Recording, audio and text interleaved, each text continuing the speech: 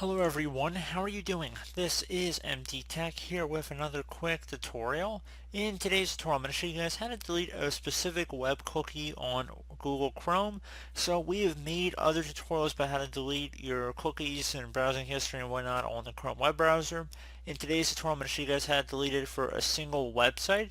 So it should be a pretty straightforward process here, and without further ado, let's go ahead and jump right into it.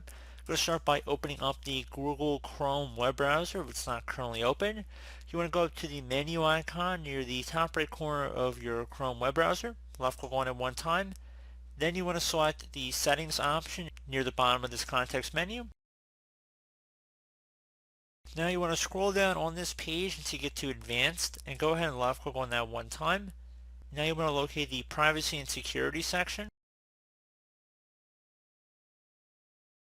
right here, so it should actually be the first section underneath advanced. You want to go select site settings, control what information websites can use and what content they can show you. So left click on that. Now select the cookies, allow sites to save and read cookie data, so left click on that. So once you're here, you want to select see all cookies and site data. And now you have a full listing here, so you can search the cookies by website, so you just type it in here if you have a really long list and it should narrow it down.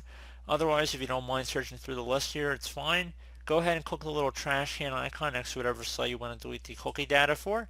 Simple as that. And if you want to remove all sites, you can just go ahead and select the remove all. Please note if you're saving your passwords on any of these sites, it's going to have to more than likely ask you to enter it back in once you clear all of them. So just keep that in mind. Not all cookies are bad, so to speak, depending on the context.